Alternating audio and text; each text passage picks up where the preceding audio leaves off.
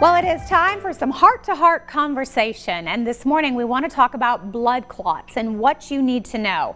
We have our daytime cardiologist, Dr. Shobha, here with us for a special visit. Dr. Shobha, great to have you on the show. Good morning, good to be here. Well, talking about blood clots, which is so important to be talking about, really recognizing some of the signs and symptoms. Yes, absolutely. I think it's a threefold process. We need to understand the risk factors for blood clots, the signs and symptoms, and then how do you treat them. So I think all three are equally important. And when you talk about blood clots, we sometimes, of course, they can be normal and healthy and our body sort of deals with them naturally, but sometimes they can be really dangerous. That is correct. Our normal process in our body is to form clots. For example, when we get cut, the blood has to clot so that we can stop bleeding. And then the blood has a beautiful ability to stop the clotting process and dissolve the extra clot. But some people, unfortunately, form clots when they should not be forming clots. For example, if you have a strong family history of blood clots, or if you have clotting factor problems, people who smoke and they take birth control pills, people who've had recent surgery or are sort of immobile for a long period of time or bedridden, people who are hospitalized, all these people are at very high risk for forming blood clots in their veins. And, people who travel, and unfortunately that is so common and so under-recognized. I just had a gentleman that had come into the emergency room who had traveled long distances, 8-hour drive to a place and then 8 hours back. And then he came in with chest pain and shortness of breath. And luckily, we tested him for blood clots to his lung and it was abnormal. He thought it was his heart, which is why he came in, and I'm glad he did. But it turned out that he had blood clots to his lungs. Wow. So are there certain areas of our body that are more susceptible to blood clots? Yes, our veins in our legs, what we call our deep veins, are very susceptible to blood clots, especially if you're not moving your legs and your calf muscles are not pushing the blood up in a normal way. So when the blood pools in the veins of the leg, it can form a clot there. And unfortunately, it can go up into the lungs and what we call a lung attack. That causes a lot of chest pain, a lot of shortness of breath. Sometimes heart muscle enzymes also go up. Sometimes it's very hard to take a deep breath in. It's you have pleurisy kind of pain. When you take a deep breath in, it hurts.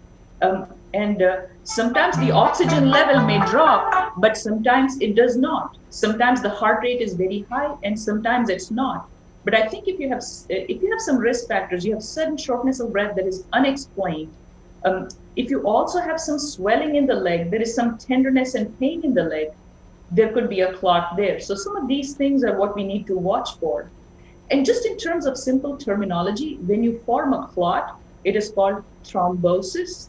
When you dislodge the clot, it is called embolism. So if you read something about pulmonary embolism, that means a blood clot probably dislodged from somewhere in your legs, veins in the legs or in your belly, and then went up into your lungs. And you mentioned that you can see some of that swollen area. Are there other physical signs that might tell you that you have an issue? Sometimes, people have no pain or no tenderness in the leg, but we find the blood clots anyway. But if you have swelling in the leg and if you have pain in the legs, that could be a sign of a blood clot in the leg. There are other causes, of course, of pain and swelling, but blood clot is a very major problem. You can form clots even in what we call your arteries. For example, if you have a condition called atrial fibrillation, that is a condition where the top part of the heart sort of wiggles around like a jello, and then the blood just sits in there and clots, and then all of a sudden it squishes. Then you can take the clot from the heart all the way up into the brain and cause a stroke. If you have a blood clot that goes into the arteries of your heart, you can have a heart attack. So you can have blood clots that embolize or break off and go to different body parts.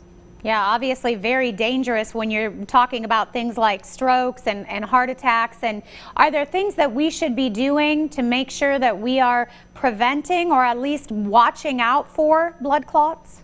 Yes, absolutely. Controlling your risk factors, identifying if you're at risk. If it runs in families, there are clotting factor blood work that can be done. And most important is keep moving because our calf muscles do so much to pump our blood up and prevent the pooling in the legs. If you're traveling long distances, get up, get out of your car for a little bit and walk around so that you get that muscular action pushing your blood up. And very important, do not ignore any signs or symptoms and call your doctor or your primary care provider or go to the emergency room if you have any of the warning signs of a blood clot. All right, very important information. Dr. Shobha, great to see you. Thank you so much for joining us. Thank you. All right, if you would like more information, you can always check out the website heart.org.